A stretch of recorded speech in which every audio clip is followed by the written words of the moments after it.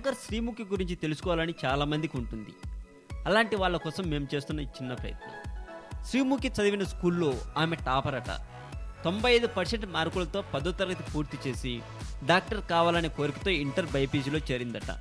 ఎంసెట్లో శ్రీముఖికి వచ్చిన ర్యాంకుకు బీడీఎస్తో సరిపెట్టుకోవాల్సి వచ్చిందట.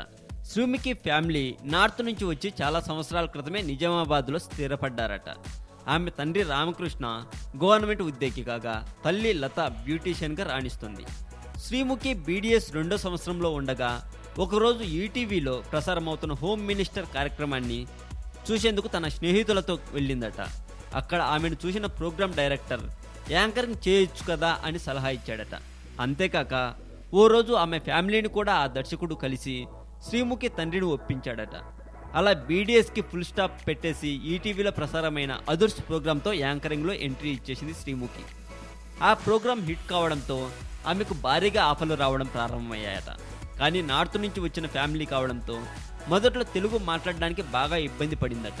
ఎలాగైనా తెలుగు బాగా మాట్లాడాలని ప్రతిరోజు ఉదయాన్నే తెలుగు న్యూస్ పేపర్లను తెచ్చుకొని చదివే ప్రయత్నం చేసిందట. అలా తెలుగు భాషను కూడా కష్టపడి నేర్చుకొని కెరీర్ పరంగా రాణిస్తుందన్నమాట. అప్పుడప్పుడు వెండితెరపై కనిపిస్తున్న శ్రీముఖి బుల్లితెరకే ఎక్కువ ప్రాముఖ్యతను ఇస్తూ యాంకరింగ్లో టాప్ రేసులో ఉంది. ఎన్ని ప్రోగ్రాంలు చేసినా ఫేవరెట్ షో మాత్రం పటాస్ అని చెబుతుంది. లైఫ్లో సెటిల్ అయినప్పటికీ తన కోరిక డాక్టర్ కోర్స్ చదవడం అని శ్రీముఖి గారు చెప్పినట్లుగా సమాచారం.